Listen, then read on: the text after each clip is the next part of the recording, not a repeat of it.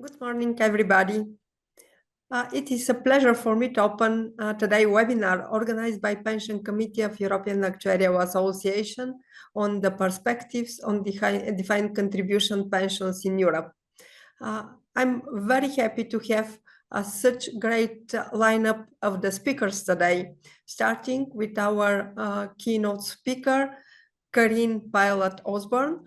Carine is team leader on pensions in EIOPA, and also I'm happy to have with me today my colleagues from Pension Committee, Marit Kosmaier, also Martin Melchior, who is leading Pension Risk Management Working Group, Richard Closing, and Philip Scheer.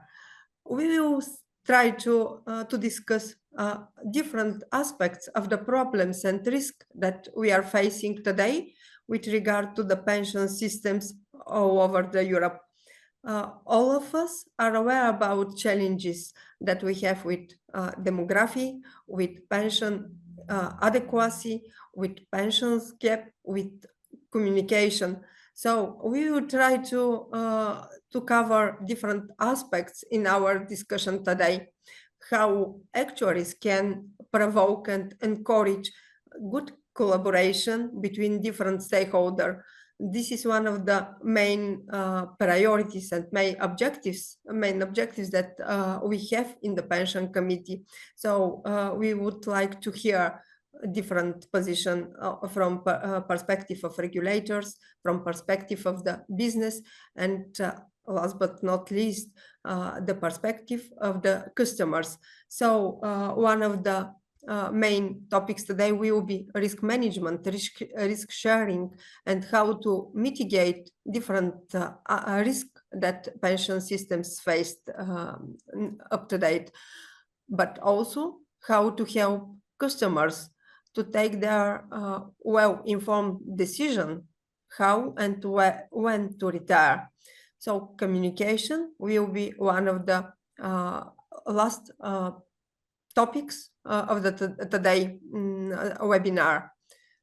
Some other challenges will also be discussed as a case of the Netherlands and defined benefit shifting to defined contribution plans. So now it is time to give a floor to our keynote speaker. It is honor to me to welcome Carine Pilot-Osborn to present EIOPA topic as the first one in today's webinar. Thank you, Tatiana, and good morning, everybody. It's also a pleasure to have been invited by the association and to present today the topic of an upcoming work that EIOPA will start on DC pensions. And I think it would be good because I think this would be very much of interest for the actual profession. So I have prepared a few slides which I will share with you now. Voilà.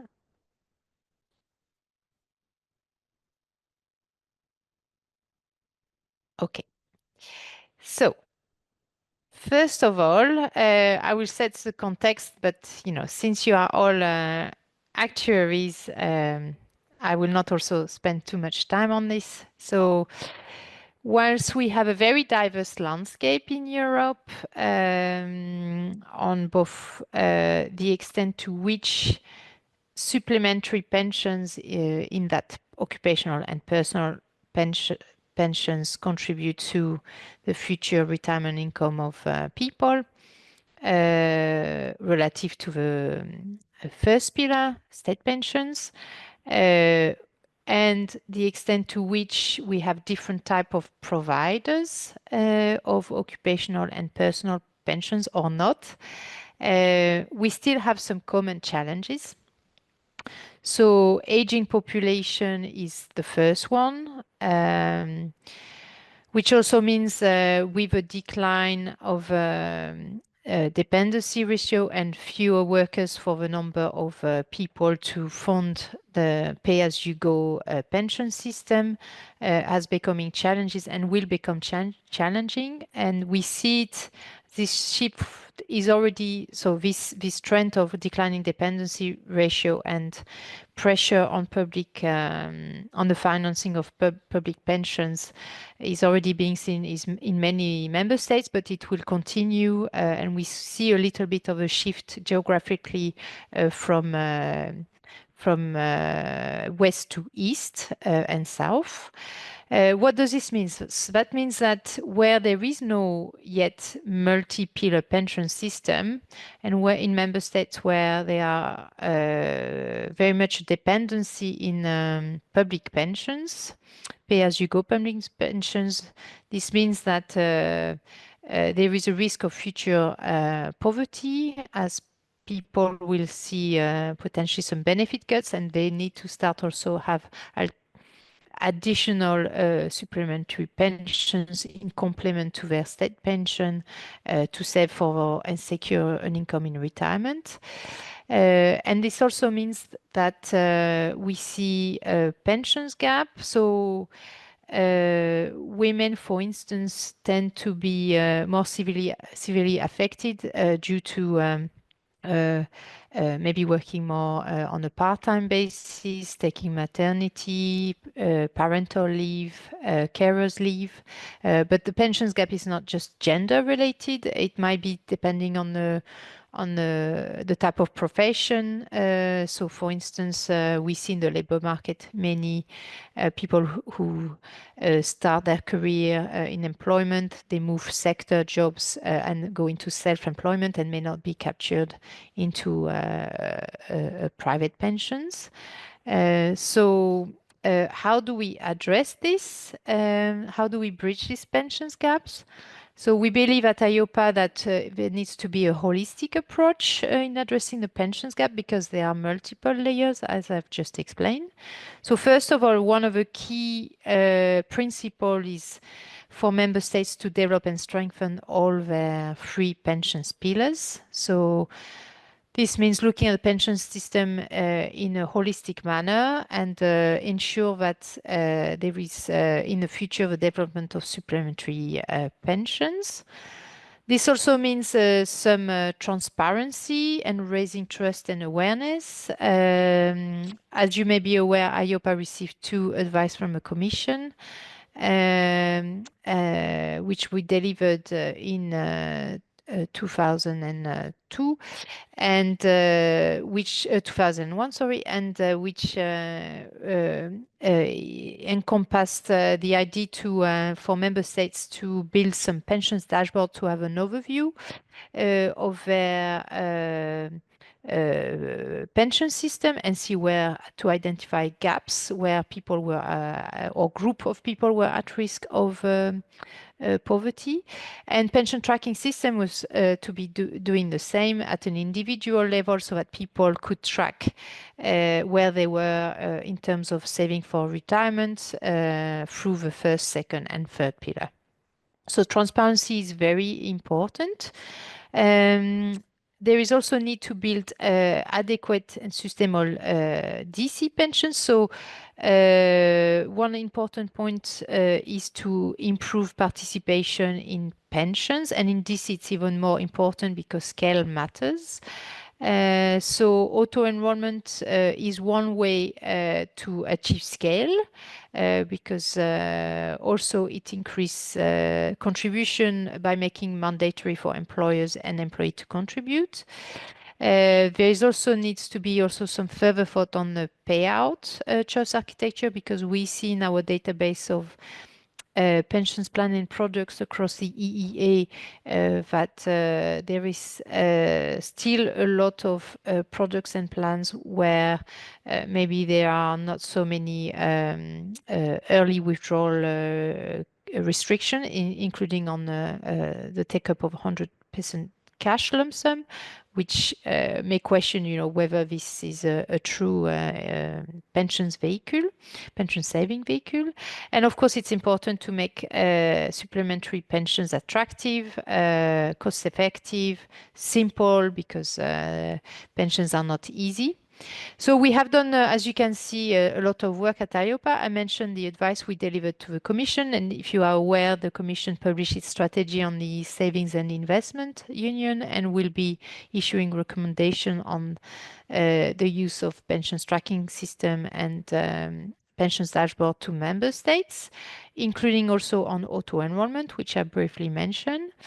I won't say too much, but I know Philippe will discuss a little bit some of the technical advice we delivered in 2023 on the review of IORP2, and you will be aware that the Commission will now start consultation launching this month at some point to initiate the review of the IORP2 directive. On our site, IOPA will also do some work. So I will discuss today the DC toolkit, which is basically to try and help member states develop supplementary pensions. In October, on the 15th, we will also host an online DC roundtable. So I haven't got yet the detail, but if you look on monitor our website, there will be possibility for everyone to register. Those who have an interest. And then on the 17th, 19th of June, we will also run a pensions tech sprint, which will try and bring people from the industry, but also tech expert to try and see how pensions issue in terms of accessibility to pension saving and engagement with members can be leveraged through the use of technology. So, in terms of supplementary pensions provision, so we have results of a European Eurobarometer survey that IOPA produces each year. And as you can see, EU consumers do not owe personal pensions. And when you have a look at the reasons, then the first would be affordability, but also the fact that people tend to postpone the decision to a latter point, and they procrastinate either because it's complicated to make a choice, or there are other priorities. They also find it hard to find an optimal risk and return for their personal pensions. Or, they are worried about, the lack of protection, or they're just not aware. So there are several barriers to the uptake of supplementary pensions, which will range from lack of financial literacy to the complexity of a pensions product, poor product design and advice, low transparency on cost and charges, taxation issues, which is also quite important, and also restrictions on transfer. So what is the purpose of a DC toolkit, which I will be briefly talking about today? So for those who have been following the work of IOPA, the DC toolkit is just a bit of a rebranding of what was going to be the DC blueprint. The reason why we rebranding it is because we think in light of some of the work that has been done also by other organizations like the OECD, who are working on the implementations guideline of a design, a good practice of a design of DC pensions. We believe that we would like to make this practical guide even more practical. With the availability of tools. So the objectives are basically to assist member states to address their pensions gaps. So when they are looking at either enhancing their second, third pillar or developing second and third pillar, they have some instruments that can help design or just address some issues to really have a better outcome in the future for pension savers. So ultimately, we would like to enhance as well the protections of these DC pension savers across the EU, but also foster trust and confidence, because we shouldn't underestimate that, because of this low awareness and dependency on the public first pillar pensions, there also needs to be a lot of education, especially, as we know that European tend to save, but they tend to put everything in a bank deposit. So I think the culture of investment and savings in pensions has still to be developed, but for that we need to foster the public trust and confidence. So we are here to propose some options, but also considering different aspects, including flexible labor markets. So we need to have a system that is also sustainable over time, sustainable in the sense that as people move, jobs, sectors, status from inactivity to activity to self-employment, employment, the system is quite flexible. So the deliverable will be, as I said, a practical guide. It's aimed at policymakers, regulators, and supervisors. The scope is quite wide, so it's not just about IOPS, but the intention is not one size fits all. So really, it's to try and give some good practice, best practice to member states and see how we can adapt it to the issues that they are trying to tackle.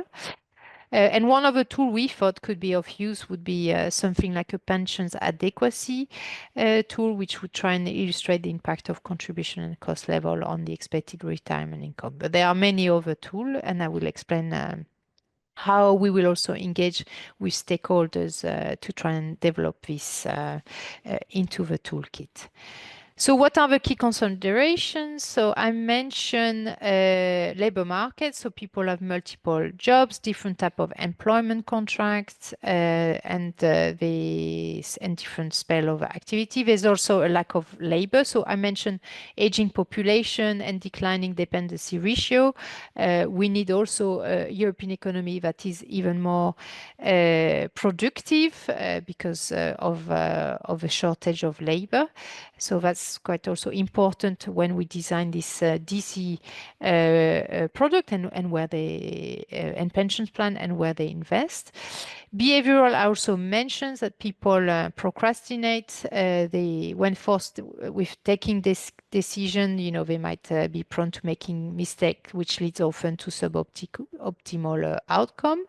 So that's why good choice architecture is quite essential. And of course, the architecture will be dependent whether we are talking about a pension fund with a structure, a board, or a personal pension which is distributed directly to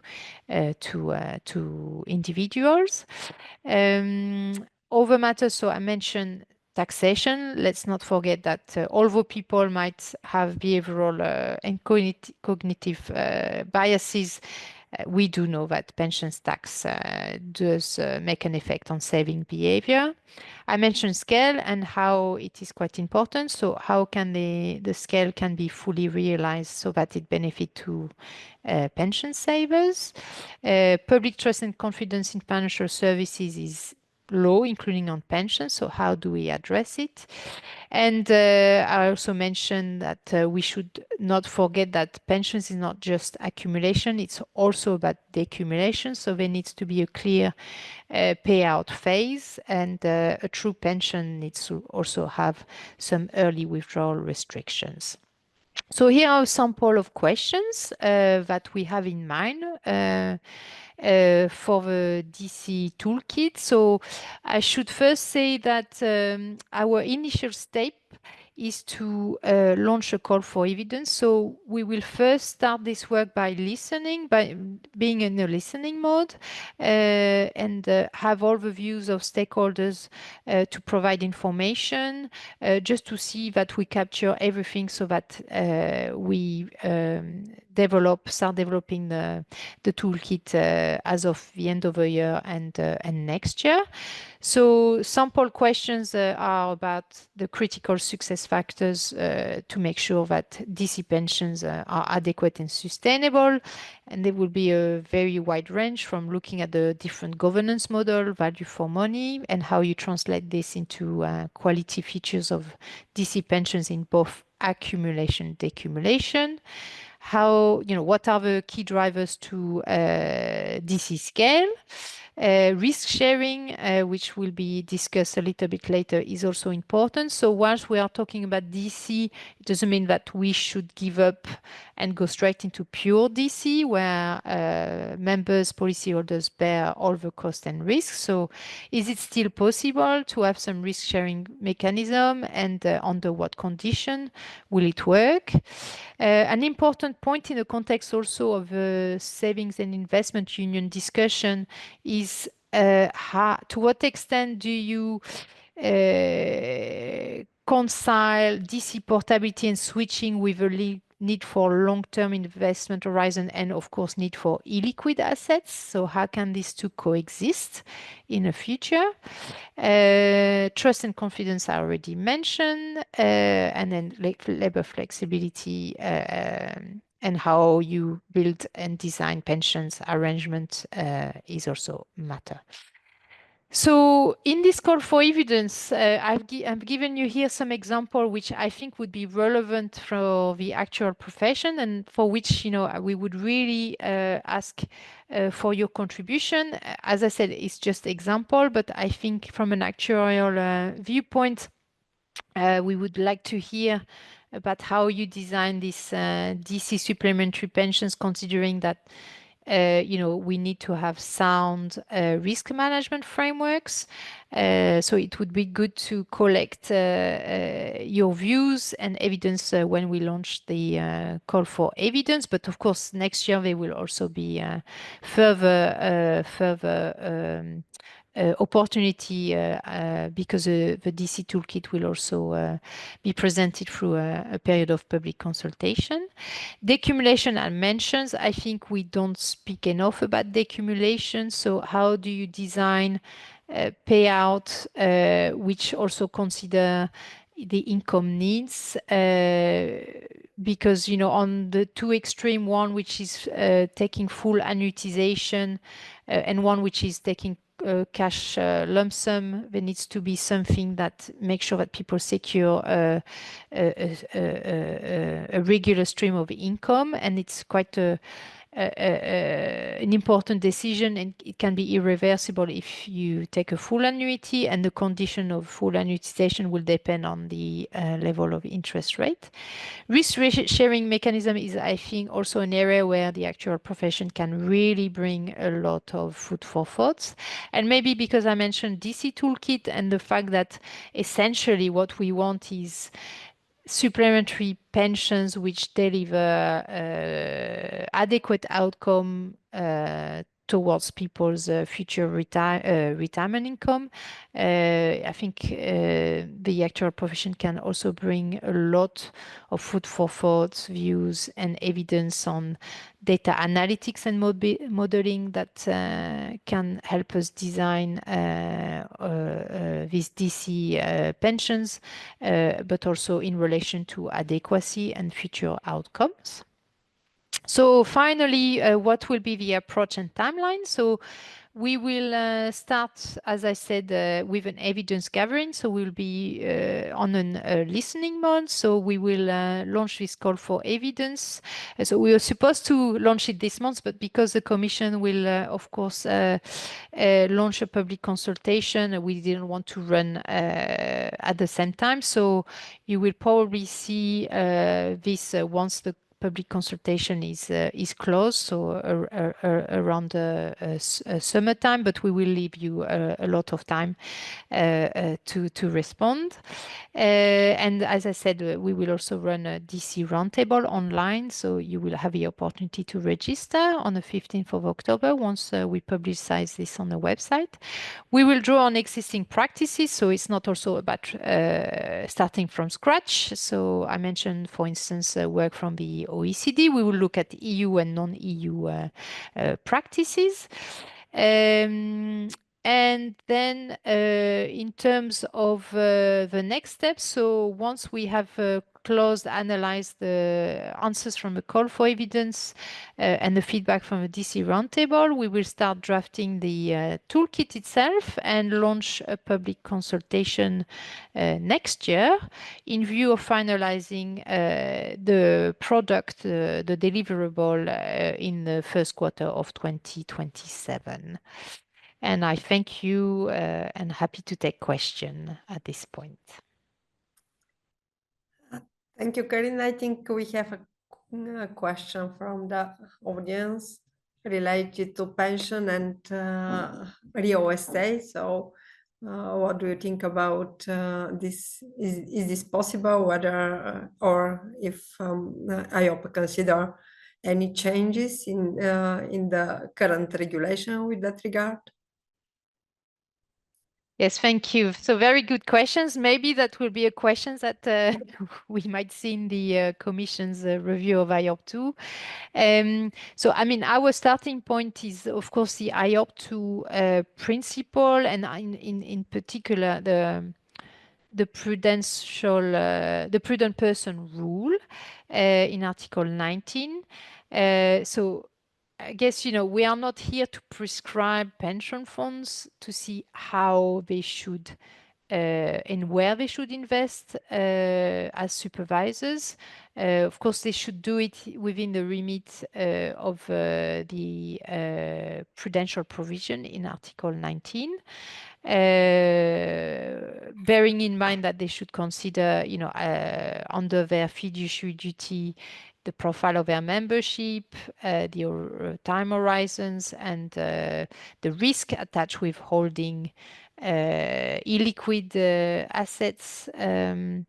So yes, so I think what we will need to see is whether, to what extent the review of IOP 2 and the discussion on combining, pensions, also incentivizing capital venture investment will foresee some future changes in the IOP 2. So I did not answer specifically, but also, from a supervisory perspective, I think, IOP 2 is also principle based. So so long as a pension fund demonstrate that they are managing the risk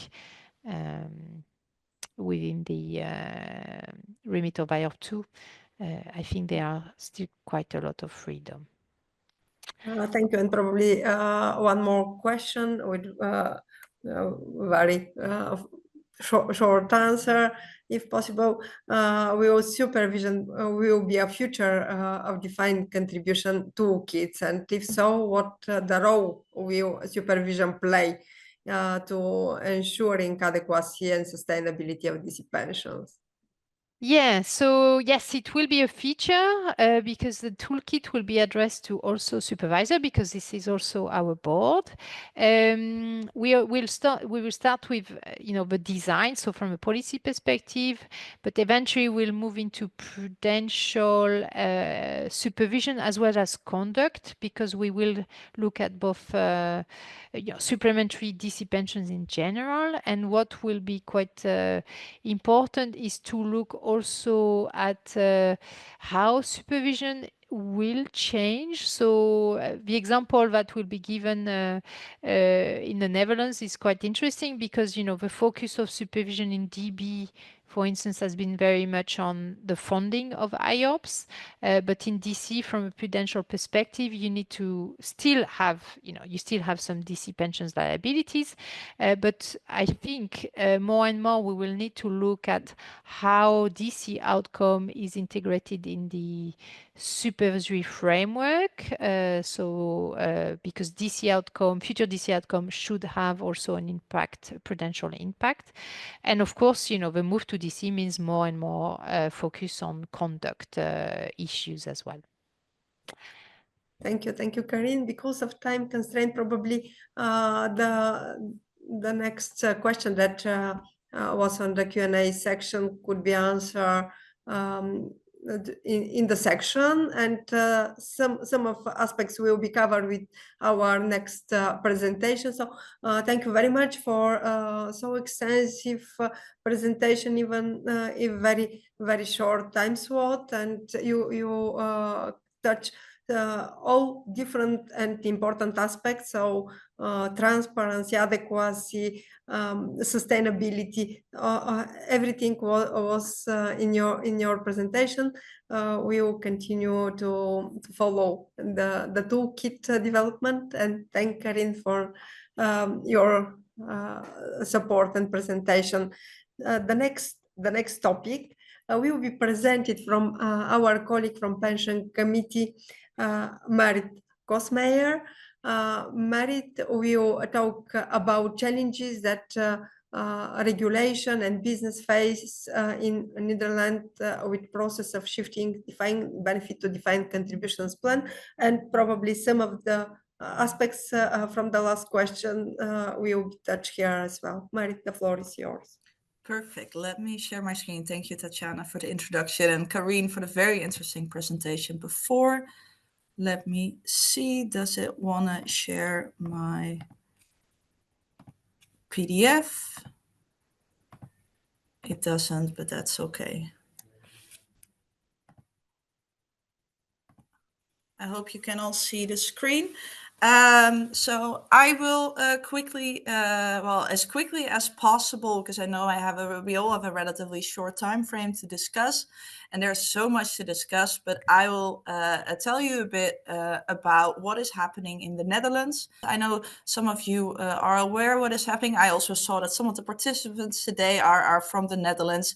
So we'll touch upon quickly what is happening for those that are not as familiar with our new pension law, but mostly I want to focus on what is the latest status, what did we learn in this process, and what do we think will happen, and also things that might impact the rest of the European market. I think that's especially interesting for the people that are dialed in today. Quickly about me. So I'm a consulting actuary as well as an investment consultant, mainly for pension funds. So I am as well an actuary as well as an investment advisor, and especially now in these times, I am a transition advisor to multiple pension funds. So working very closely with the pension funds to move our capital, hopefully soon and in a good way, to the new pension law. And if I'm happy to answer any questions, please put them in the chat, and then we'll hopefully have some time in the end to discuss those. So a quick introduction. For some of you, this might not be new information, but for some of you, it might be. The Netherlands has especially a large second pillar system. So the pension that you get from working at your employer is relatively big in the Netherlands compared to other countries, as well as compared to the first and the third pillar. Well, if you Google, can you tell anything about the pension system in the Netherlands? It said it's one of the most comprehensive and robust systems. I also believe that. It's also, the Mercer almost award for best pension system. The Netherlands has been winning that again and again, but still we want to make our pension system better. So we have a new pension law, which is going to quite drastically change our pension system. So I hope we can still say the same about our pension system in a few years. But however, how good our current system is, it does have some challenges, a lack of transparency. We have a very large DB side in our pension system, but also a lot of different flavors of DB, combinations with DC. So for most people, it's quite hard to see what does my premium actually give me, and how can I, if you have multiple employers, what do you get where? Obviously, as everybody and every country has demographic pressure, but also labor market mobility, more flexible careers. When we started our pension system, people would tend to work for a very long period at the same employer. That employer would probably have their own pension fund. Now, obviously, it's very different. People switch, people start for themselves. So we need a more flexible system. So the new law, which I will quickly discuss in the next slides, is to make a more transparent, personal, resilient future for our pension system, especially when interest rates go up and down. So what are the key elements of the new system? Well, we're shifting from DB to DC, and we'll discuss. We're also shifting, or that is the default, the historic capital that is now in DC. We're moving it into DC. So not only the new plans will be DC, but the idea is that also the current capital that is in a DB fund will move to a DC fund. As of right now, especially for the DB funds, everybody pays the same premium and everybody gets the same pension build-up every year. Well, as most of you, or maybe all, are actuaries, you know that it's a lot cheaper to pay for your pension, technically, theoretically, mathematically, when you're younger, and a lot more expensive when you're older. So technically, the young are now, in a way, financing the older generation when it comes to the contribution. Well, that in a new system will be abolished. In the new system, there will be personal pension pots. It's a bit of a controversial way of saying it, as if there is for you a little room with your money. It's not like that, but at least people can see their asset value of their pension, which is obviously to all DC schemes something that is familiar. There will still be solidarity buffers and risk-sharing reserves. So from DB is white and DC is black, we kind of go somewhere in between, in a gray area. We still have the nice aspects of DB. We try to take them with us into the new system. And I have a small EIOPA graph. Here you see that in the Netherlands, we just have a large amount of capital. Mostly it's in DB, which will be moved to DC. Our new law came into effect in July 2023. That's been discussed for decades, but it finally came into effect in 2023. Obviously, the pension funds have been working on moving their capital way earlier than 2023. The transition period, that's where we are now. And as of right now, the transition must be completed on 1st of January 2028.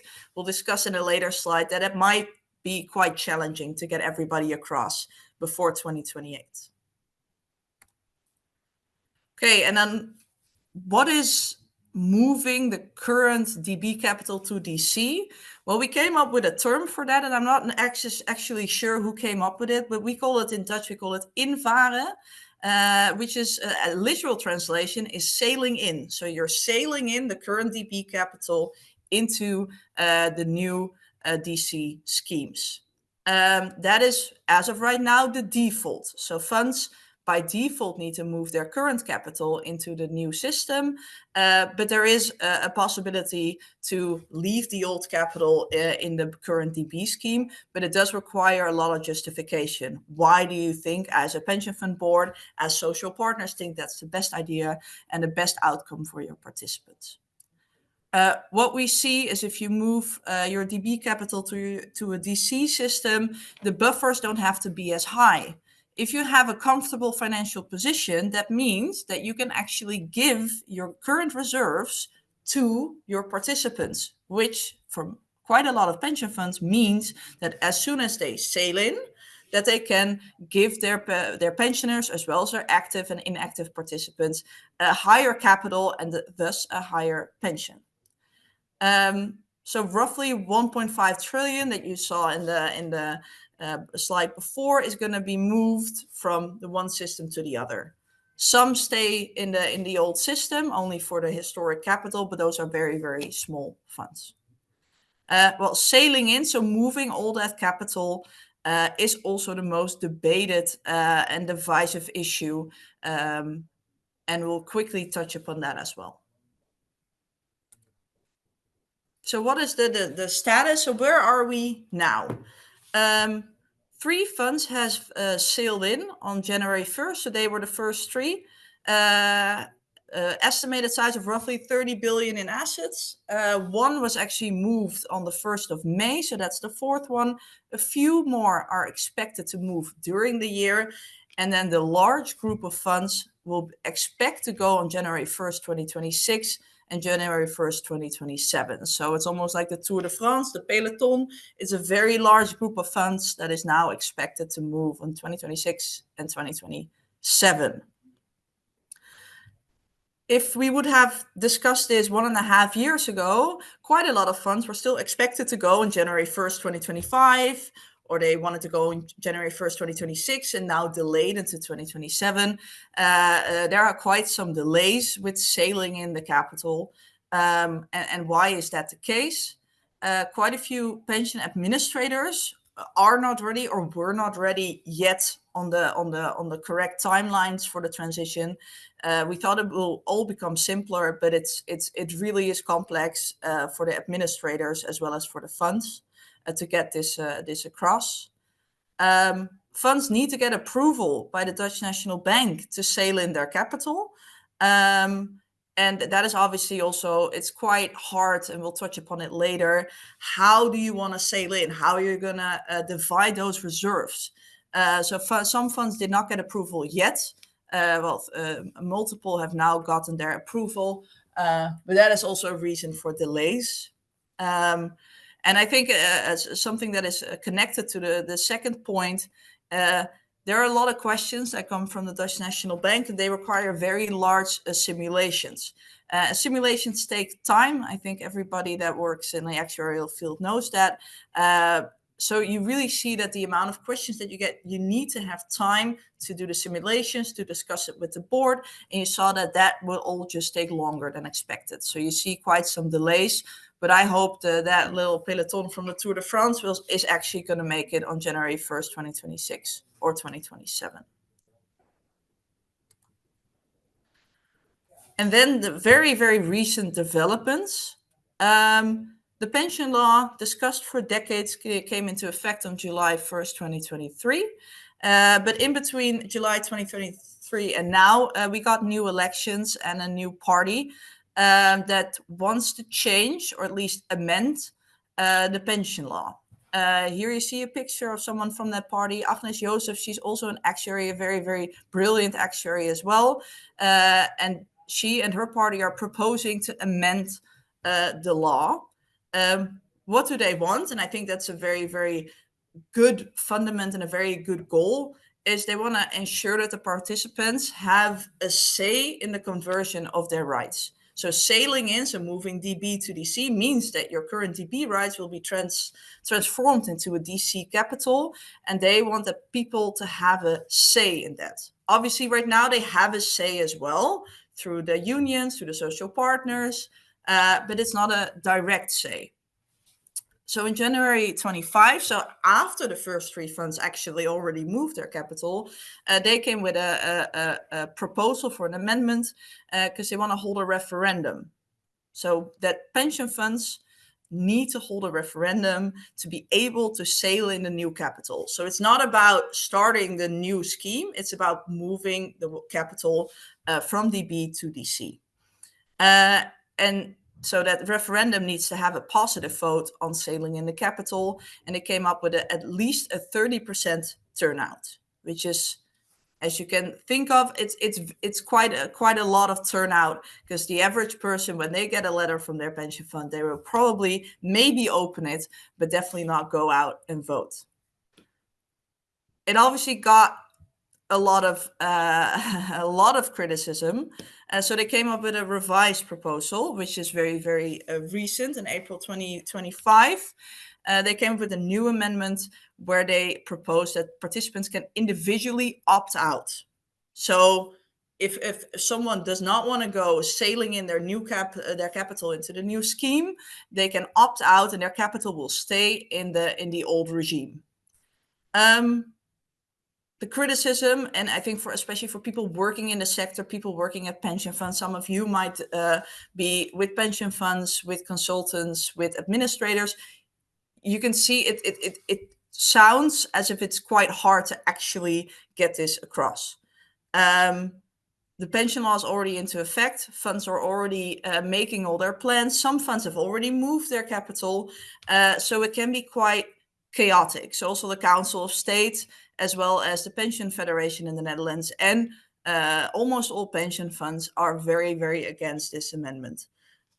It can create complexity, potential delays I put here. Well, I think it's very certain delays if you need to hold a referendum or have individual opt-out possibilities. And it definitely adds cost and complexity. But I do believe that I think we all want the same thing, is the best for our participants, but how we're going to get there, you see there's a lot of different opinions. And as of right now, that is being discussed in Parliament and later in the Senate. Well, what are the lessons learned? The lessons that we, especially the pension funds, as well as us as quantitative consultants, what have we learned in the last few, well, almost sometimes months? Every week you learn something new. It really goes very, very quickly. It's very dynamic. And one of those is actually also, I think, very interesting for all of you. I think we can summarize it in 4 things. Obviously, we learned a whole lot more. But I think the 4 things that are very big is complexity, fairness, communication, and what is interesting to you guys as well in the other European countries is the hedging. Let me start with complexity.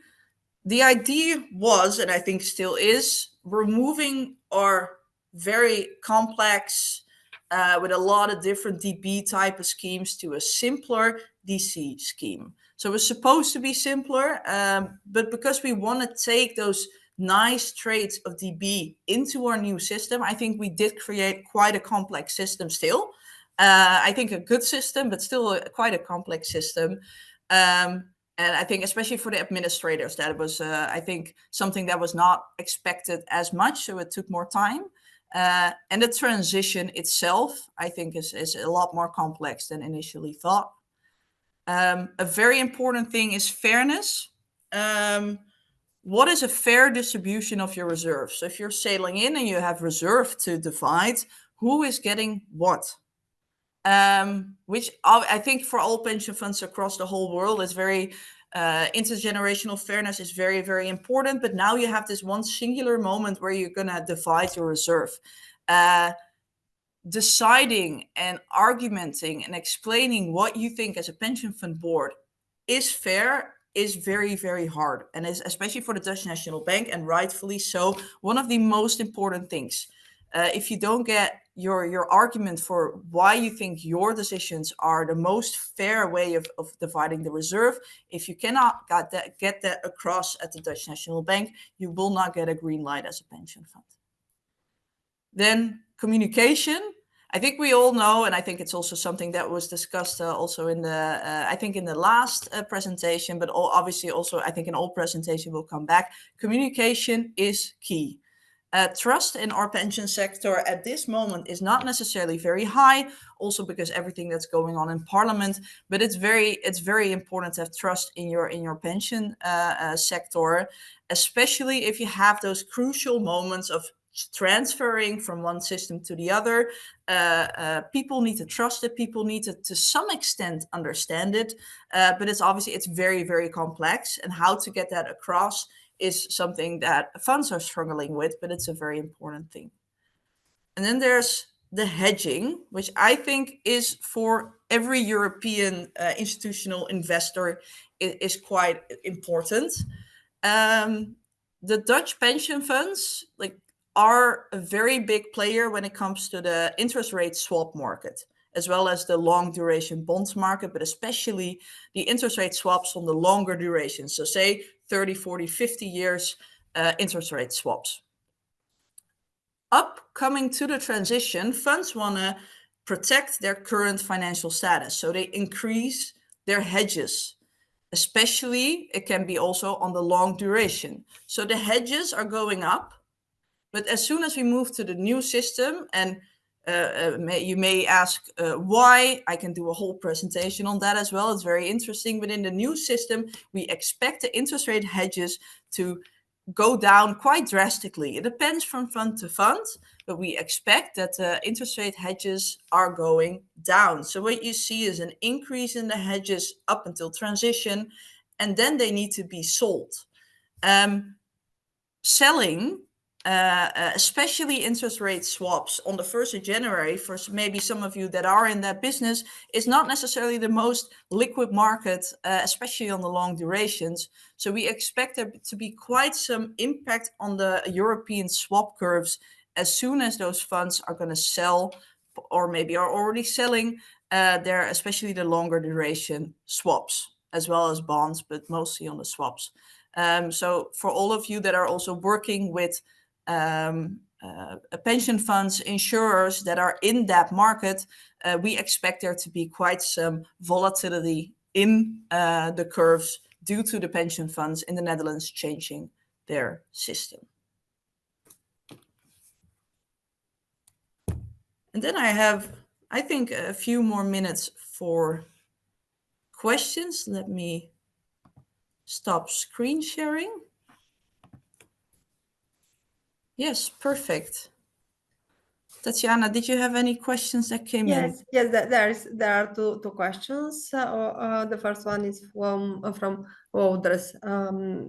It is so Wouders, thanks to you for presentation, and could you provide some examples of how the reserves being distributed among the participants? Yes, a very good question.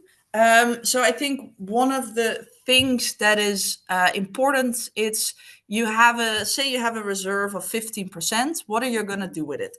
Most funds take part of that and put it into a smaller but solidarity reserve to have some kind of buffer in the new system. So you see that almost all funds take a bit of the current reserve and move it as a reserve to the new system. What you then see is that there are certain people, because we're abolishing the average contribution, there are certain participants that just mathematically will have a lower pension due to the change. So also in the law, you need to compensate for that. How much you're using, it really depends on the fund, it depends on how much reserve there is, but you see that almost all funds take a bit of their current reserve and use it to hire the capitals of those people that are affected most. And then you have what you have left. And that is a heavy debated how you're going to redistribute it. If, for instance, you had a bad financial position for a lot of years, you maybe want to give a bit more to your pensioners. Maybe there are certain groups that are affected relatively negatively from changing to the new system. You want to move some there.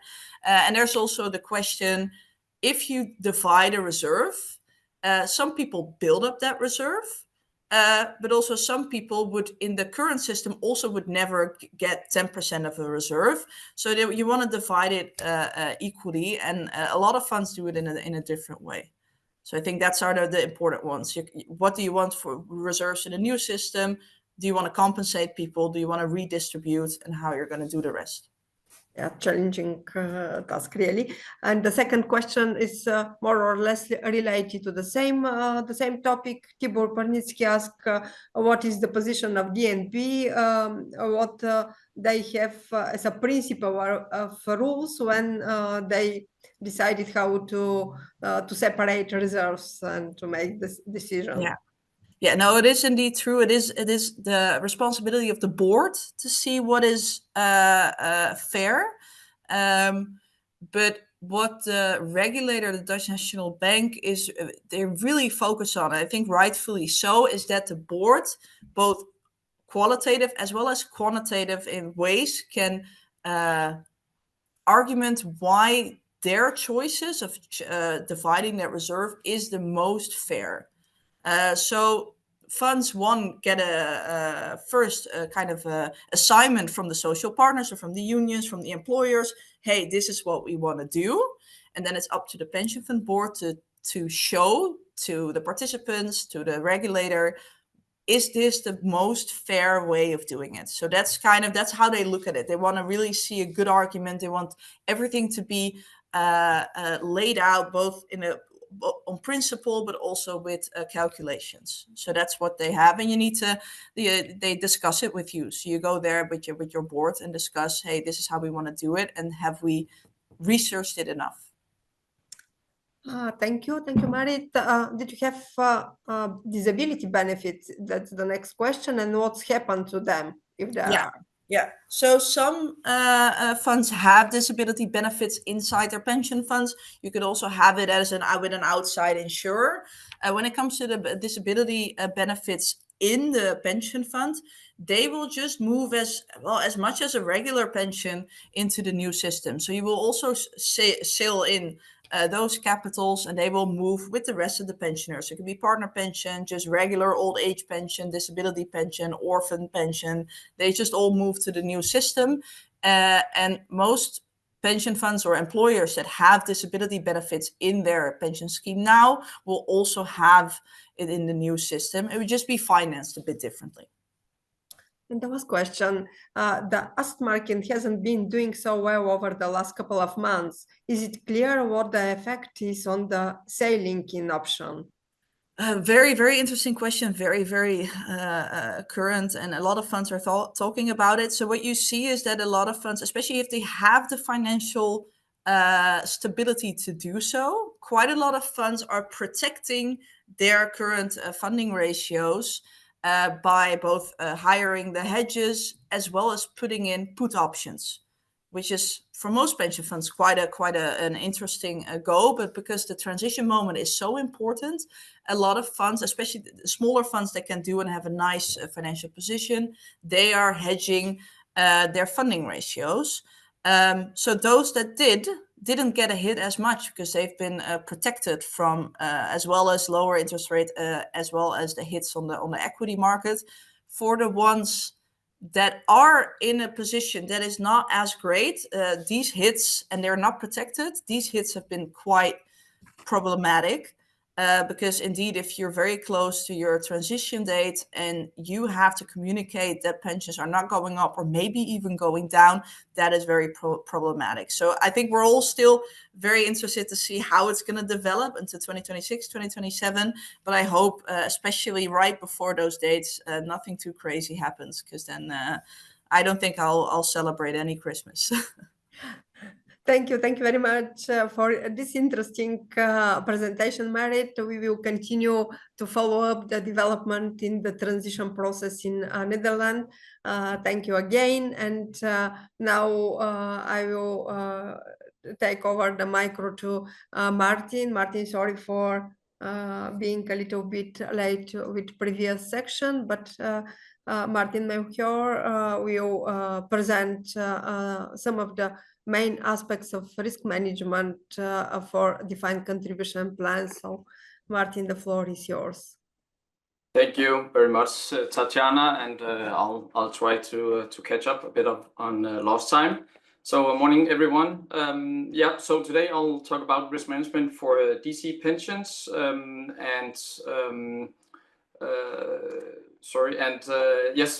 before I dive into the topic, my topic here, let me just give a short introduction to me. I've been working most of my career in insurance and pensions with DC schemes in the different leading actuarial and risk management roles. And today I'm the founder of a startup tech company working with actuarial modeling. And then I am also the chairperson of the AAE Pension Risk Management Working Group, where we are a bunch of volunteers working with improving the actual contribution to the to risk management for pensions. We do that through position papers, discussion papers, and contributing to consultations and hearings on new legislation. So in that capacity, I will talk about risk management for DC pensions and give my view on best practice there. And just want to say also that I don't focus too much on referencing to legislation because the whole point of this is that we don't have very much on that currently. So I'm more talking about it from a perspective of how you should you could approach it from a good practice or best practice view. And let me start off with the purpose of my presentation here, which is hopefully to inspire you all to look at new ways of approaching risk management for defined contribution pensions, and also just want to briefly talk about why the more traditional setup might fall short when it comes to defined contribution risk management. So in order to live up to that purpose, I will start off by defining what we actually mean by defined contribution today, the focus of this presentation. And then after that, I'll go through the main risks in defined contribution pensions, which I think is a good starting point when talking about risk management. Then the first step must be to understand the risks before talking about how to manage them. And then I'll have 2-3 key messages of today. I'll have 2 messages within risk governance and the risk organization. And then afterwards, I'll have a key message on how you could approach defined contribution risk management. And please feel free to answer questions, and hopefully we'll have a few minutes at the end to look at them. So let's start off by talking about the type of DC pensions, because you cannot just say defined contribution pension plans and then you covered it all. So first off, there's the more traditional defined contribution pension plans where you have some level of guarantees. It could be on the average investment return. It could be on biometric risks like longevity, expenses, and so on. So you would have defined contribution pension plans with certain level of guarantees. Then next, you would also have defined contribution plans where you have conditional guarantees. It can be that you have a guaranteed average investment return as long as, for instance, the interest rate levels are within certain levels, thresholds. And if they exceed those thresholds, then the pension provider is allowed to lower the benefits. And then finally, also we have that pure DC, pure defined contribution schemes where there are no guarantees. So all the risks are borne by the policyholders. And that is what I'm focusing on today, because these are the pension plans that are that needs the most new way of looking at risk management compared to the more traditional products. And obviously also, as also been discussed today, you can have different levels of profit sharing mechanisms or levels of collective investment returns. So talking about the risks in these pure defined contribution pensions, the first thing I would like to mention here is conduct risk. So when all the risk is borne by the policyholders or the members, then the conduct risk is one of the most important risk in your risk management here. And what can be what falls under this conduct risk? Some examples here. You have the risk of making, as I say here, poor investment strategies if your investment strategies aren't living up to what the members or beneficiaries or customers expect. If you have excessive fees or costs compared to other providers, you would be at risk of bad conduct here. Value for money, also a big focus area from EIOPA and the Commission. For those of you that also has longevity annuities, whole life annuities in your pension plans, then even though typically you have those defined contribution schemes where there's it's individual investment returns, but we cannot get rid of some form of distribution of longevity risk. So you need to have a setup where that is done in a fair manner as well. And also inflation protection also quite an important thing when you have these DC schemes. Is the product living up to that? So conduct risk, definitely a very important risk when it comes to DC pensions. The next one I'll mention is communication risk, because all the risk is borne by the policyholders or members. Then they are the ones that need to understand the risk. So and then the pension provider needs to make sure they understand it through communication. So there's the risk of misinformation or not enough information, so they don't understand the risk they are taking. There can be a lack of transparency, and all of this is very complex. Typically, there's a lot of members that don't have the same financial understanding as we have, obviously. So you cannot just give them 10 pages of explanation and then think that they will understand all that and make the right decisions. So you also need to be wary of over communication, and we'll hear about that communication later when Philip is giving his presentation. And then finally, operational risk, also important, especially when it comes to defined contribution schemes, where it's unit-linked systems with daily pricing. You need to have the IT support of fund management.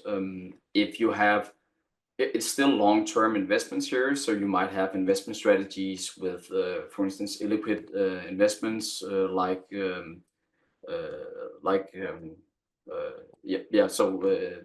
infrastructure and so on.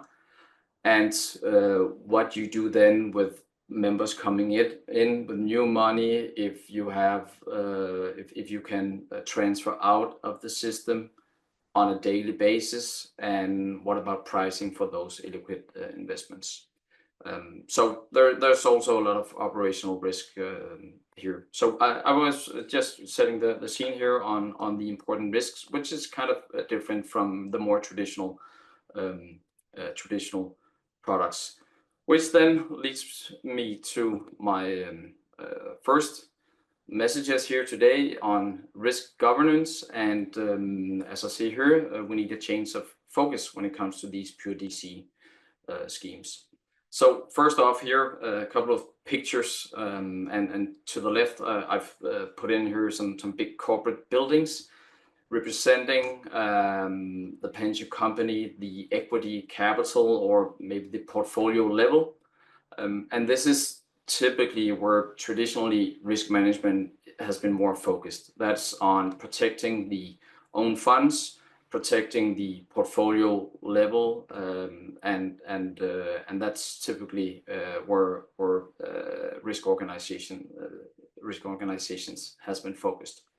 And then to the right, we see all the individual members or customers in insurance, and that's where we need to take the focus when talking about risk management for pure defined contribution pensions. Because there's almost no risk to the equity or the own funds, and all the risks are on the individual members or customers. So typically you would have risk functions that are placed far from the business operations. They typically don't know what letters are being sent to the members and what they do in their everyday lives. Typically the risk, the staff and the risk management function is quite far from the actual real life people receiving the pension benefits. So in order to perform good risk management, you would need to get the risk management function closer to the operations and understand the individual member perspective, and consider individual outcomes rather than just looking at it from a portfolio level. So that is my first key message here. And then secondly, how would you then make sure you can live that in your everyday risk management. Which brings me to the next slide here on my view on a good way to come about this. So I would say step one is to make sure you have strategic goals written and formulated in a way that has a centric focus on the individual customers or members, or maybe if you can't do it for every individual, make personas representing the different customers or member groups. In that way, you take a starting point where you have strategic goals representing the individual or the personas. And then after that, when you have your strategic goals, step two is to set your risk appetite and risk tolerance based on these strategic goals. So, and again, also make sure that this is written in your governance documents and papers on for the individual customers or personas, and that it represents the different members you have in your portfolio. So now that you have the strategic goals, you have the risk appetite and risk tolerance, you can start living it through your policies and guidelines. For instance, your risk management policy, your investment policy and guidelines. So from the first two, we have what we want, and then step three is to write down how you want to implement it in the everyday operations. And through that, you should be good to go and have the setup for a good risk management for defined contribution pensions.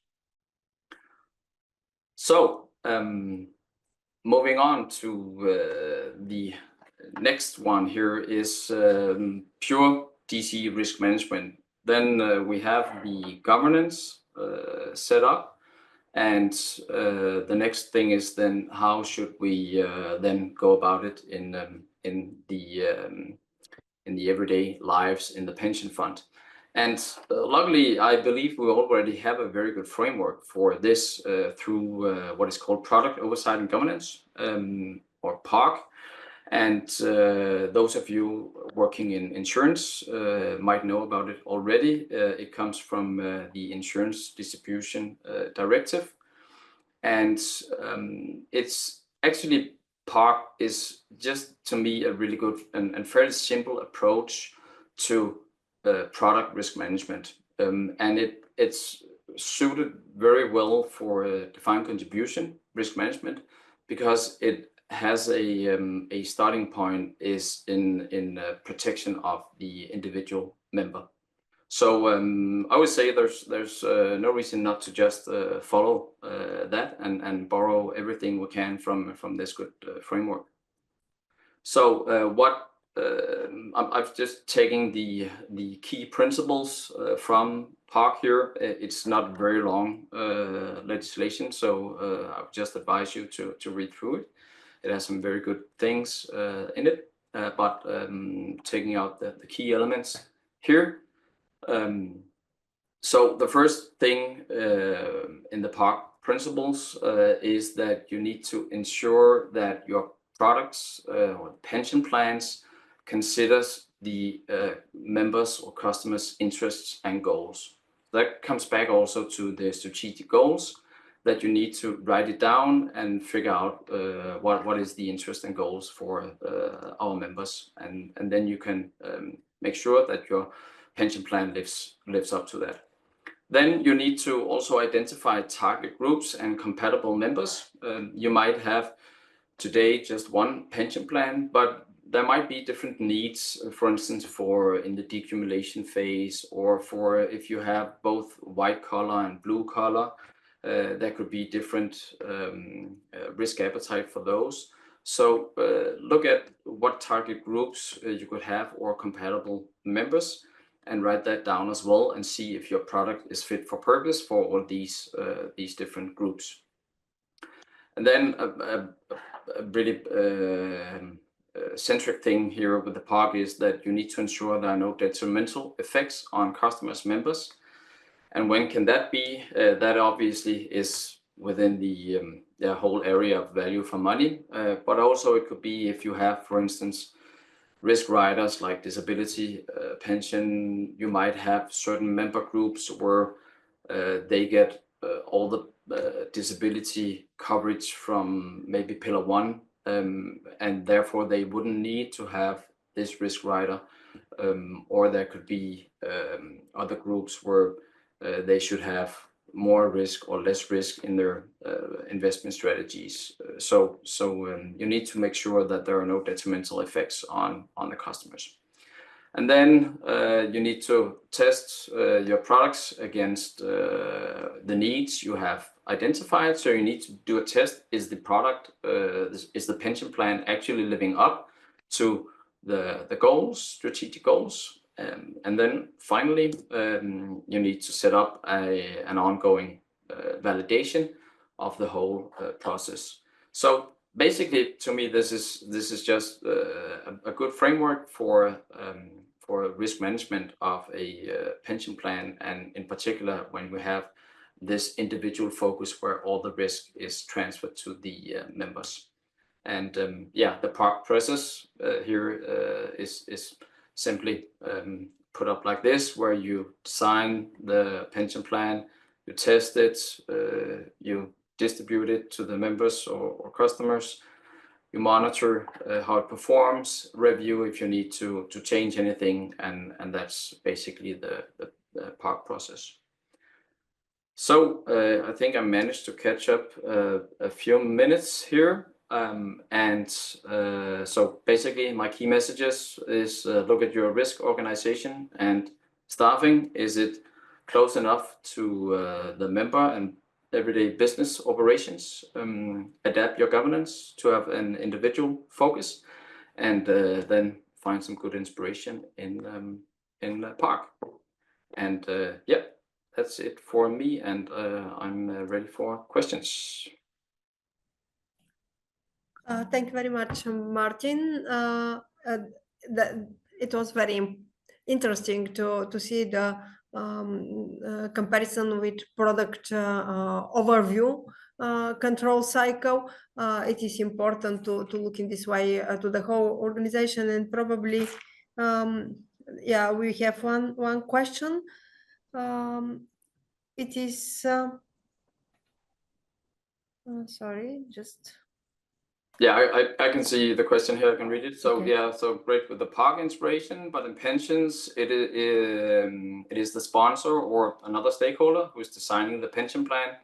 So would it make sense to apply PARC, as the pension fund doesn't have a say in the design of the pension plan?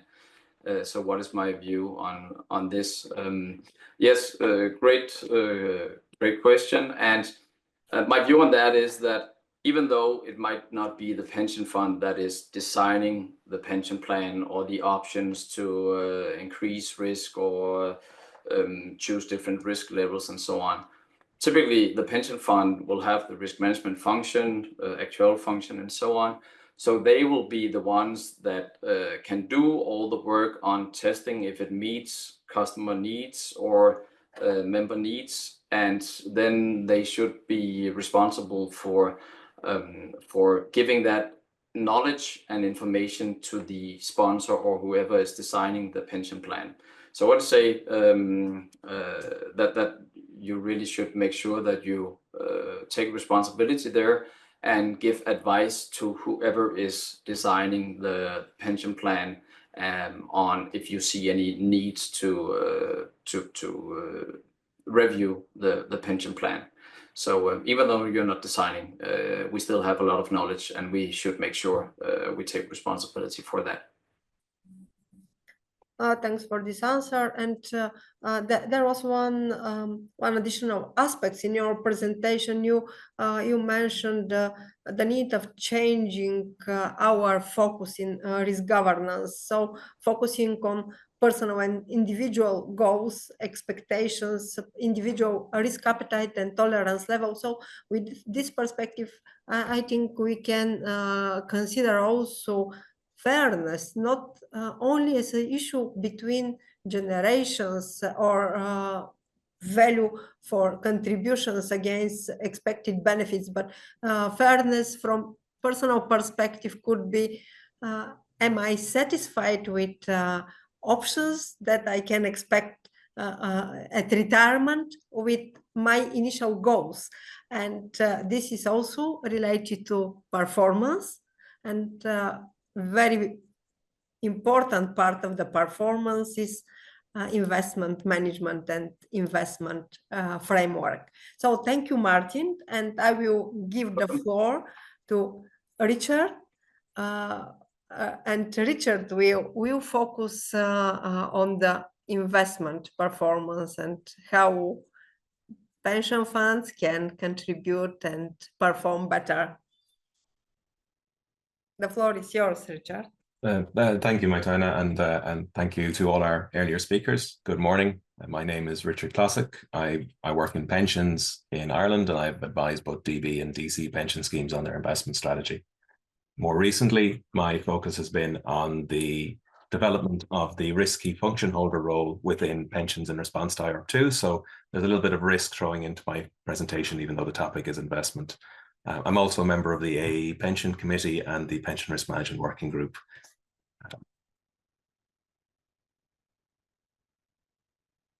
So for the first part of my presentation, I want to look at the evolving European regulatory context and how this is likely to shape the DC scheme's investment strategy.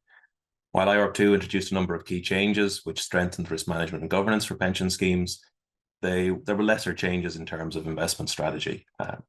As we move into the IORP2 review, I think there are going to be more significant changes for investments, and there are two main headwinds in this regard. The first main headwind is the EU Savings and Investment Union objective. Greater integration of financial markets has always been a long-standing objective of the EU, which has progressed through the Capital Markets Union and the Banking Union. The Savings and Investment Union is a broadening and an extension of those projects. The recent Draghi report on competitiveness noted the low levels of pension saving in the EU relative to other economies, and the uneven distribution of those savings, with a small number of countries making up the largest proportion of those savings. So that presents opportunities for significant growth in the level and amount of pension savings across many countries. In relation to pensions, the Savings and Investment Union identified two main objectives and two main beneficiaries. First, for savers, to promote saving and support savers by strengthening the pension system through a review of IORP2 and through the PEP review, and to grow participation by the development of auto-enrollment systems. And secondly, to support EU businesses by promoting the investment in long-term productive assets by pension schemes and a more patient approach to capital. IORP2 already includes language around the long-term nature of pensions and provides flexibilities to invest in what IORP2 calls assets with a long-term economic profile. I think we can expect the IORP2 review to leverage this flexibility to encourage pension schemes to invest more in these areas. We've already seen something similar to this in the UK with their proposal or their changes around DC pensions in particular. The recent LTAF, or long-term asset fund, which was developed to promote savings in less liquid assets, factored in the use case and the needs of DC schemes explicitly in the design of that fund.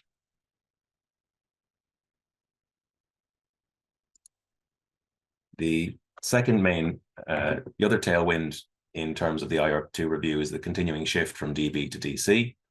IOPA's recommendation to the European Commission devotes a specific chapter to this topic, and it's also woven throughout the rest of the document. In particular, there's a widening of the focus of the regulation from the protection of the IORP or the pension scheme itself to protecting members and understanding the member outcomes. And we've heard Martin talk about some of those proposals as part of the product oversight and governance, and on expanding the remit of the IORP2 directive. So there was even a suggestion that the directive might be widened to include both conduct regulation as well as the existing prudential regulation that's currently in the directive. The review identified a number of potential areas to strengthen, which are summarized on the left-hand side and range from communications to risk assessment. They also explore adopting elements of product oversight and governance from assurance, as we heard from Martin, which would focus on the suitability of schemes and its investment for members. So if all these changes come to pass, what are the main implications that we're likely to see for investment strategies of schemes? Well, I've set those out on the right, and I think probably one of the first ones is going to be a greater use of projections. So we already see projections used a lot for member benefits, but there's a reinforcement of that in the review, and also a suggestion that projections will be used for long-term risk assessment by the board, again, to kind of understand what member outcomes look like and how they would align with the needs of members. Continuing in that theme, the theme of understanding member risk tolerance is repeated throughout the recommendations, so that would very much factor into setting investment strategy.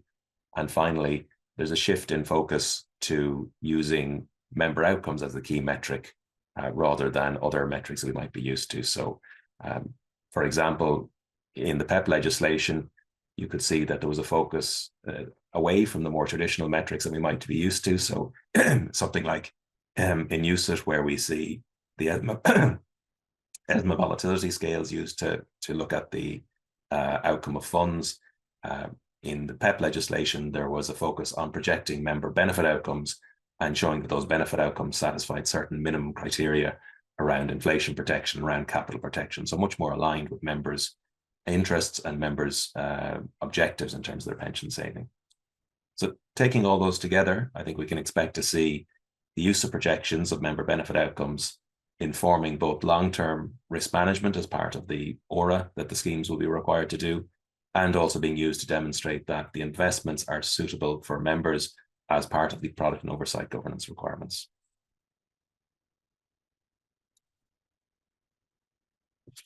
Picking up on those themes of understanding member outcomes and ensuring the suitability of investments for members, for the rest of my presentation, I'm going to focus on how member objectives and member risk tolerance can be incorporated into investments and how they're going to play an increasingly important role in setting investment strategy. The first thing we need to look at when we are looking at pensions in Europe is that we have a very, very diverse landscape.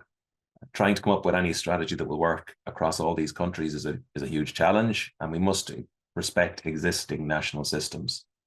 I won't go through this slide in detail, but it does speak to the diversity of what we see across Europe in terms of scheme design. Just to pick out a few, the level of state pension is going to be a key determinant of members' objectives and members' risk tolerance in relation to their occupational pension, and this will vary hugely across countries. The form of benefits people take at retirement will also be crucial in determining their investment strategy. And again, this varies both across countries with different pension systems, and also even within countries between different pension products. And in the area of investments, there's a very wide diversity of approaches, from individual accounts to pooling of investments, from pure DC to those that seek to smooth returns or provide some variation of a guarantee either on capital or on returns. And we're also seeing the development of systems with a collective or a solidarity approach, aspects where there's a risk sharing across members and potentially across generations. That's in terms of the scheme design. The members will also vary hugely across different pension systems and different schemes. So the profile of the typical member will vary both across Europe and within countries. Some of the key kind of metrics that or the key differences between members would be in terms of the level of non-pension assets they hold, their job security and their earning potential. And all these will inform what their benefit needs in retirement are, what their risk tolerance is, and hence their investment strategy preferences.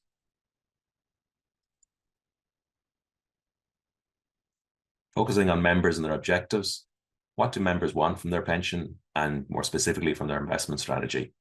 And once we understand those high-level objectives, how can we translate them into the more granular benefit and investment design decisions that we need to make when we're supporting pension schemes? What risks do those objectives introduce to pension schemes? First, and most importantly, members want an adequate income. They want to know they've saved enough for the necessities in retirement, and hopefully for some of the luxuries, and to do so at a reasonable level of contributions. To do that, we need to make sure that we maintain the real value of people's investments, and we also need to make sure we have an adequate level of growth on their capital, so taking advantage of the compounding effects on those early contributions. Members will also want a dependable income in retirement. They want to know that their pension is going to last for their lifetime, so they need to know how to manage longevity risk. And they also want to avoid any sequencing risk that has the potential to erode the pension if we see market volatility while they're trying to draw down an income. Members may also want flexibility, and this could manifest in terms of how they set their investment strategy. They may have their own particular investment preferences, and also in terms of choosing the timing and the amount of their income. And this can create challenges for schemes that provide guarantees, or if they have an element of smoothing of returns. And in particular, for those that have a risk-sharing element, the members may face a choice. They may either have to forfeit those protections if they wish to get access to their benefits, or they may be restricted in the form or the timing of when they can take their benefits under some of those systems. And finally, members will want protection against major life events. This could include security for dependents, or it could include income protection in the event of disability. There obviously are ways to look at this from an investment perspective, but for the purpose of this presentation, I'm going to assume these are dealt with through insurance or through pooling approach rather than through the investment strategy. Taking a step back and maybe focusing on the risks, we can see from this slide, there are four main risks. So inflation being one, return generation, sequencing or the volatility of returns, and also longevity.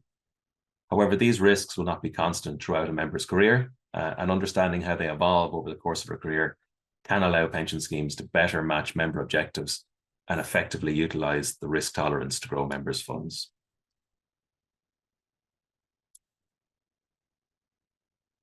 So I'm sure this will be familiar to many, but I've tried to set out here kind of the different dynamics and the different pattern of saving over the course of a member's pension journey. At the start, members will have a low accumulated fund value. All of their career is ahead of them, so they'll have a relatively large future earnings potential. And that translates into a larger ability to make contributions in the future. Those contributions are typically linked to salary, which does provide an element of inflation protection at the very, very start of their career. However, this reduces as the contributions are paid in. And as that future savings potential decreases, and as members' funds starts to grow, the priority shifts to becoming one of generating positive real returns to protect the value of their fund against inflation and to protect their retirement income against inflation. And as we move towards retirement, there's a transition to the payout phase. Any negative returns in this period around retirement can be particularly challenging, given that the fund value is at a peak and we're starting to draw down or make decisions about the form of benefits we're going to take.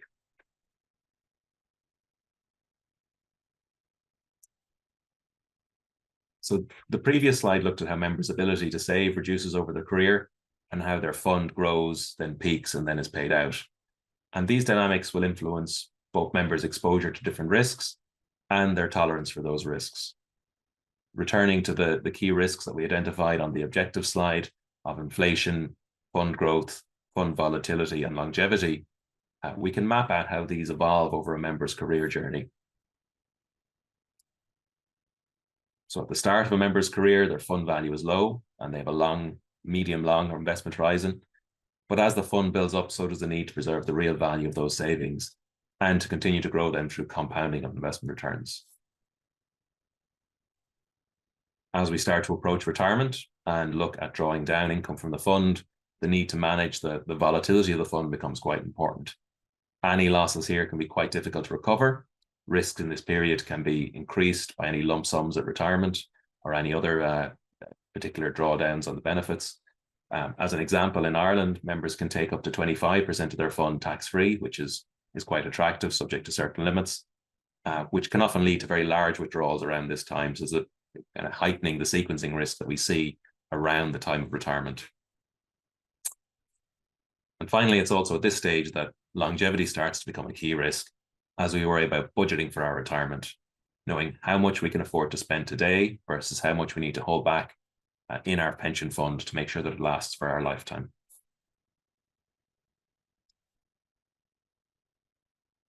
So bearing all this in mind, I wanted to look at some of the typical investment strategies that are used across different schemes across Europe, and I've outlined 4 of these down the left-hand column of this slide.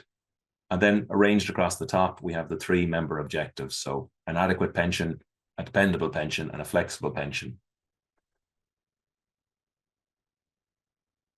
Uncovering the detail, I've included some, some high-level thoughts on how each of these investment options measure up against those objectives. As you can see, each of the options has a mix of positives in the green, challenges in yellow, and some drawbacks in purple. And just taking each of them in turn, I'll just touch on some of the high points. So firstly, we have annuities. These obviously take away the problem of managing investment and longevity post-retirement, but they do introduce interest rate risk around the point of purchase, and they also heighten that transition risk. So when we come to buy, there's a big transfer from our pre-retirement option to our post-retirement option. So it's important we get that transition right. Next, we have a balanced fund, which maintains the same investment strategy throughout a member's savings journey. This might be managed on a pool basis, or it might be managed on an individual basis. And then as a slight contrast to that, just below, we have a lifestyle investment approach, which would vary the member's investment strategy over their career, with more risk in their earlier career and less risk as they approach retirement. Both can provide good levels of investment returns. They can both be designed to address inflation, but obviously it doesn't provide protection against longevity. And it's also difficult in this to eliminate those market volatility risks. And finally, at the very bottom, we have collective DC and risk sharing. These are obviously very topical at the moment, given recent developments in both the UK and the Netherlands. As Marit outlined earlier, while the Dutch pension system is moving to a DC model, it will retain an element of solidarity or risk sharing between members. And I suppose the key with this box is that there are many, many variations on the structures of risk sharing. Some will look to address longevity risk, providing protections for individual members by pooling and diversifying their experience. Others go further and they seek to pool investment risk as well. And this can have very strong benefits for members, but can also lead to complexities and challenges, particularly where those pooling of investment returns operates across generations. Having one investment strategy that applies across the whole population has benefits for members in that it allows them to stay invested for longer, so they can tolerate more risk, but can also be a bit of a one-size-fits-all approach, as it may not fully use up members' risk capacity in the earlier years, so we may be leaving something on the table there. It can also cause issues if the population scheme or the population of the pension scheme is aging. In order to ensure confidence in pension systems, we obviously want to avoid any cross subsidies or any sense of winners and losers coming out of that risk sharing mechanism. To wrap up, in a lot of markets, we're seeing a transition from DB to DC. And in some, we're also starting to see the first generation that will be retiring with no DB benefits. We're also seeing pressure on state pensions with the ratio of working age to retirement age populations reducing. And this all reinforces the need for strong funded DC arrangements. So as we look to strengthen the pension system and broaden participation, what are the biggest challenges and how can the actuarial profession support? Well, longevity, as we've talked about, is one. Managing the growth and providing protection against inflation in the middle and early years, and also then managing that market volatility in the period around retirement. Tackling these challenges, I think, is a worthy goal for the actuarial profession, and will help us support members saving for and throughout their retirement.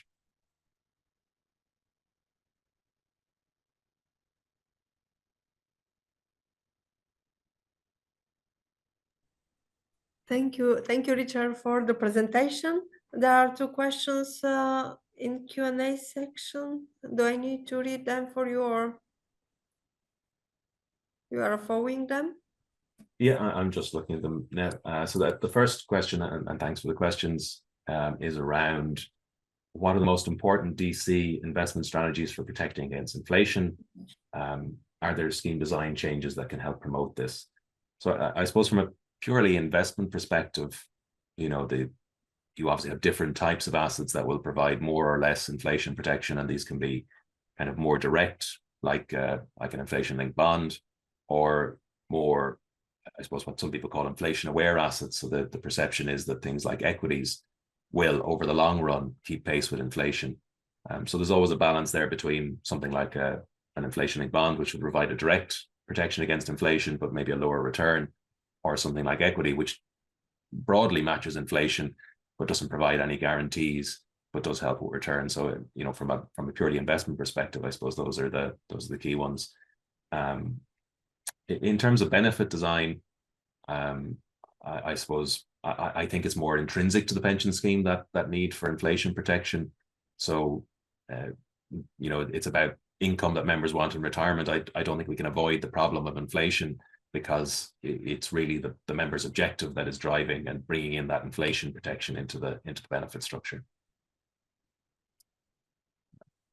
The second question, are you not afraid that opening the Pandora's box of individual approach, participants request to use their own life expectancy based on DNA?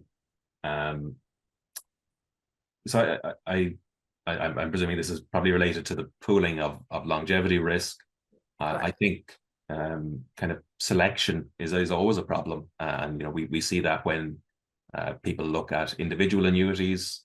We see that when DB schemes come to buy out, that this kind of issue of selection is always one that comes up for members, and there is an asymmetry there. Members will have more information about their health and their potential life expectancy than insurers or pension schemes will have. So I suppose that maybe comes back to the point about flexibility as well. I think in order to have some of those risk-sharing mechanisms, the unfortunate trade-off is you have to restrict a little bit the flexibility of members. So in order to get the pooling of risk, you do need to make some of those elements mandatory and maybe take away some of the selection. So it really, I suppose, depends on what members want. Do they want that flexibility? In which case it may be more difficult to provide pooling of risks, or do members value the benefits of pooling, in which case they may need to forfeit some of their flexibility. Thank you, Richard, for presentation and for answering the question. So now we will approach our last section. We mentioned several times communication, transparency, simplicity. So on all of this, the next presenter, Philip Scheer, will talk about. So Philip, the floor is yours. Thank you, Tatiana. Good morning, everybody. As Tatiana has said, I will talk about one aspect of the IORP2 review. I am the chair of the task force set up by the AAE to initially make a submission to the consultation, and more recently we produced a document, a position paper on the OPA advice. And I'm pleased to hear that the Commission intends to progress this file over the coming months, so that there will be a further opportunity for us to contribute to this review. I'm going to speak briefly about one topic in the review, which is communication with members, or more particularly, the pensions benefit statement for members of DC plans. And I need to share my screen to start on that.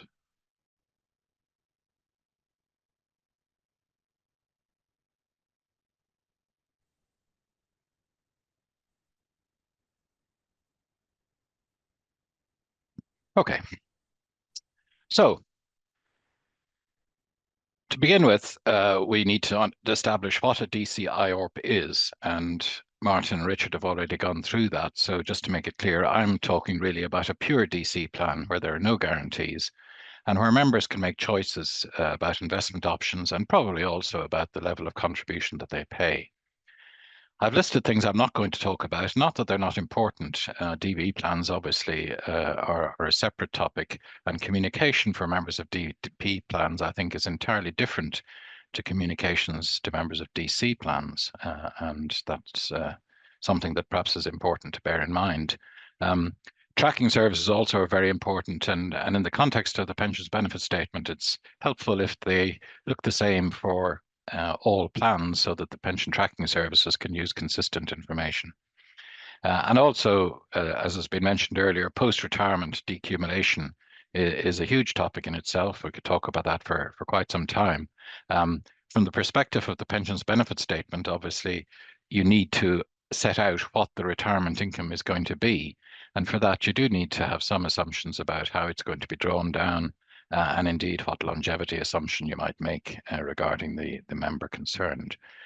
But to move on to the items which I am going to talk about, the fundamentals. I mean, pensions are actually pretty straightforward. Defined contribution pensions, you pay money in, it's invested, and you draw it out when you retire. So the main questions to ask are, how much do I pay in? Now, obviously, a key constraint here is how much can I afford? And that's usually the driver for younger members. Later on, perhaps you can take more of a position about what would be the appropriate amount to pay. And for that, you need to have some idea of what you might get for what you put in. So what will I get when I retire is obviously another key question. A question which has to be addressed is, where should I invest it? Now, in some cases, that will be decided for you because the investment will all be in a single fund, or you will be nudged towards a default fund, which is perceived to be an appropriate investment strategy for you. But the things you need to consider when you're deciding where to invest clearly are, very importantly, how far are you from retirement, what expected returns are, and what risk tolerance you have. And it's important in that to have an understanding to some extent of projections, and we'll come back to that later on. There's also a question, when do I plan to retire? That probably is something that you might consider as you get closer to retirement, if you have flexibility to retire early, or indeed to continue working past your scheduled retirement age. But the bottom line is, what information do I need to enable me to achieve my target retirement income? So let's take a step back and see what IORP 2 says. This slide shows extracts from the current directive. It can be seen that there's an emphasis on clarity, simplicity, and conciseness, which I fully support. However, there is also quite a long list of items which must be included, which somewhat contradicts this. I don't propose to go through these, but I want to focus on projections of benefits and assumptions used in such projections. Just to note a couple of points on this slide, you have to include a disclaimer, which is entirely understandable, but also perhaps a little off-putting for the member. And secondly, you have to include a best estimate scenario and an unfavorable scenario, and I'll come back to that later.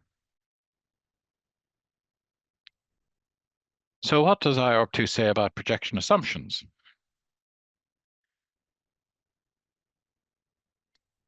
As actuaries, we're particularly excited by assumptions, but the directive is relatively silent on this, simply stating the member states shall set out rules to determine the assumptions. As part of their consultation, EIOPA undertook a survey of member states and found that in a number of cases, member states do not actually have such rules. Conversely, there are some countries with established practice. I note here the example of the Danish Council for Return Expectations, which Martin has shared with me, and also the practice in Ireland, where the Society of Actuaries in Ireland is tasked, at least unofficially, with determining the assumptions to be used.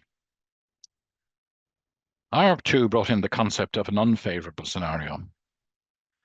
This was an amendment proposed by the European Parliament to make it clear to DC members that they were taking risks and that things could turn out less well than they had expected. Indeed, I recall at the time being asked by the assistant to the rapporteur if it would be appropriate to use the term worst case scenario. As you can imagine, I said no. There is, however, no guidance as to what the unfavourable scenario should be. To take another example from Ireland, the pensions regulator has stipulated that this should be based on returns 1% per annum lower than the best estimate assumptions. While this gives an indication of the impact of lower than expected returns, I personally don't like this approach, as there is no indication of the probability that returns could be at this level, and it doesn't take into account the differing levels of volatility of different types of asset. So that's the current position based on the 2016 IORP 2 directive. Why is it being reviewed? The simple answer is that the directive itself specifically requires a review of the PBS, and in its call for advice, the Commission noted this and also flagged up the need to review communications in the light of the trend from DB to DC. EIOPA consider this in some detail, obviously taking in consultation responses. And in their advice, they've included references to a number of other reports which they've produced and to the 2 sample DC PBSs which they produced in 2019. And I would recommend reading their advice because it covers really all the issues in some detail. Again, there's an emphasis on comparability, design with a behavioral purpose, layering of information, and an easy-to-read layout. And just to extract a couple of paragraphs from their advice, the first paragraph identifies the need to facilitate member engagement and decision-making. And the second notes that members need to have an understanding of risk and reward, but appears to acknowledge that many will not have the level of skills required. So what changes are proposed? This is quite a long list, just fitted on the screen. I think I've identified all the specific proposals for change which EIOPA have outlined in their advice on this topic. The first item mentioned is the requirement on member states to specify the format of the PBS. Now that is obviously helpful to ensure comparability between different IORPs in the particular country. In the consultation, EIOPA offered the alternative of an EU standard, but that was not popular with the respondents. As Martin covered, of course, more and better information on risk is a key requirement, although how risk is best communicated to members, I would argue, is still a challenge. And one of the issues which the AEU is particularly concerned about is choice architecture, and it's good to see that that's been recommended as well, safeguards when members are making choices. The final 3 items refer to the projections, and I'll come back to these later.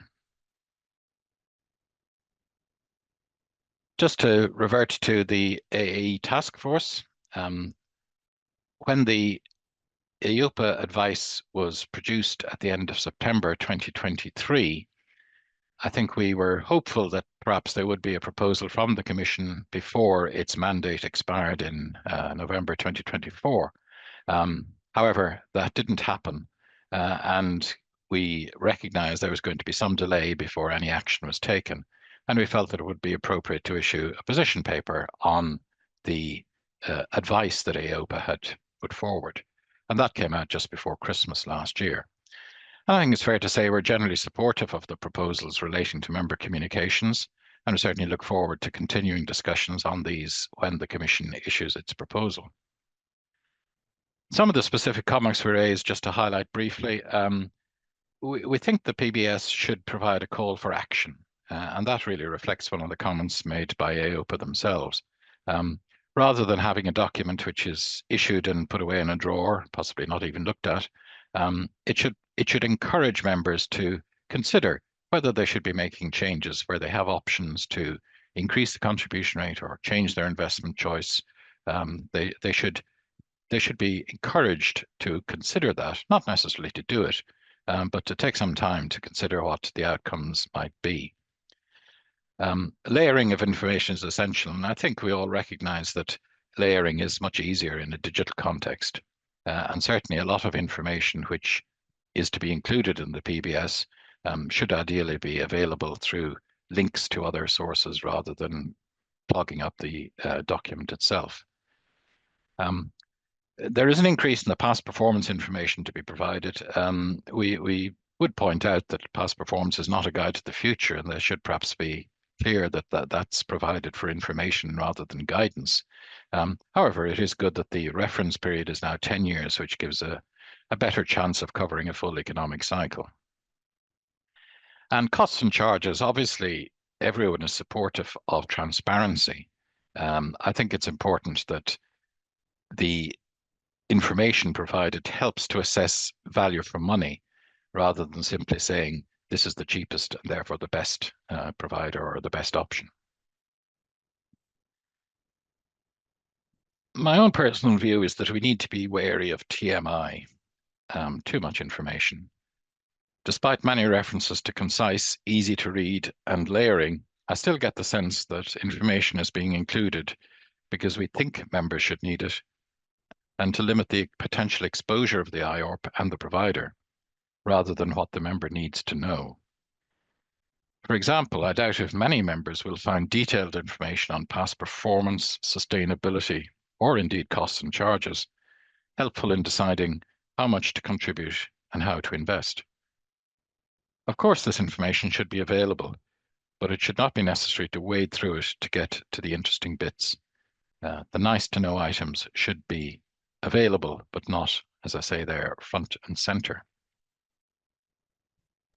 The approach of having a landing page can help to address the varying financial literacy of the members, provided it is easy to get more information if some members, or perhaps their advisors, want it. I hesitate to talk about social media, which I know very little about, but it has become the default method of communication for many, and should be harnessed to provide pension information in an accessible fashion. And perhaps as part of their upcoming consultation, AOPA should consult on suggestions for a suitable audio accompaniment to a TikTok video. So to the bit actuaries have been waiting for: projections, assumptions. We've already noted the need for consistency between IORPs, and it makes no sense for two identical IORPs to produce statements with different expectations about the future of investment returns and inflation. And indeed, it probably doesn't make sense for different assumptions to be made for IORPs as it does for other vehicles, such as PIPs and PRIPs, PEPs and PRIPs. I think stability is important. Clearly, markets move around all the time, but you don't want to change long-term projections too often, because members will lose trust in documents if they appear to go up and down from year to year. When they're looking at 30 years forward, it doesn't make much sense that 1 year's worth of good or bad returns completely changes the long-term picture. And of course, they need to recognize in some way the volatility of the different asset classes. As I mentioned earlier, it will be important to illustrate retirement income and also in real terms. So there will need to be assumptions about inflation and of course about the method of drawdown and indeed longevity in the post-retirement scenario. And this is certainly an area where actuaries can help. The existing requirement for 2 scenarios will probably expand to 3, assuming everybody agrees. So how should this be done? The approach could be deterministic, i.e. the regulator, probably with the independent experts feeding into it, could prescribe 3 sets of assumptions which are considered appropriate to represent the 3 scenarios. An alternative approach would be to undertake stochastic simulations to determine a range of possible outcomes and pick on 3, say the 10th, 50th and 90th percentile, which in fact is not what is in the PEP regulation, as you will note, to represent the 3 scenarios to be illustrated. This would be my personal preference, although it would not be practical to require every IORP to carry out its own simulations, so some centralizing of this activity would be needed. It is probably more complex and costly, and it can be argued that it provides spurious accuracy, but it is based on evidence and expert views as to the future, and is probably better than picking what might just be random numbers, which is the alternative approach. Probably the more challenging aspect is how to explain this to members. I suspect the proportion of members of IORPs who would understand stochastic, 90th percentile, or indeed best estimate would be quite small. There have been some attempts to provide a narrative description, which I have to say are not terribly inspiring, and indeed perhaps a little patronizing. Do we need rain clouds and sunshine? Do we need piles of coins and piggy banks? I think perhaps more consumer testing is needed here. As an actuary, of course, I would prefer to see figures and graphs, and I still think that there is a place for graphical illustrations. And I think, for example, explaining the 10th and 90th percentiles as 9 times out of 10 or a 10 to 1 shot would be understood by a reasonable proportion of members and help them to get an understanding of risks. The likely variability of outcomes could be demonstrated by interactive tools which run simulations in real time. And such tools could also be used to illustrate the impact of increased contributions and changes in investment mix. I was certainly very pleased to hear earlier from Carine about the tech sprint event and the intention to try to harness IT to improve member understanding and engagement. And it's clear to me that that's the way things are going. I'm far from an expert in either behavioral economics or IT applications, so I won't say anything further on this, but I'm sure there are solutions which would improve these issues and which would ultimately lead to better retirement outcomes for members of DC IORPs. So thank you for your attention and happy to take any questions. Thank you, Philip, for your presentation. I think we are running out of the time, so probably the questions will be postponed for the next time.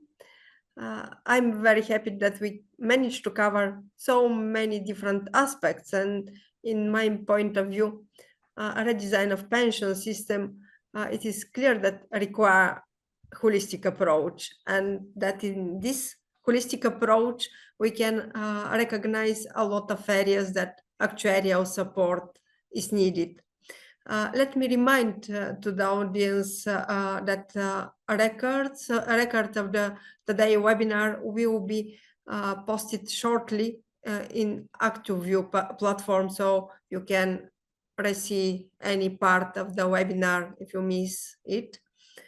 Thank you, participants, for your active participation, for questions posted, and thanks again to all our presenters for interesting topics and for their point of view shared. See you next time. Have a wonderful rest of the day to everybody. Goodbye.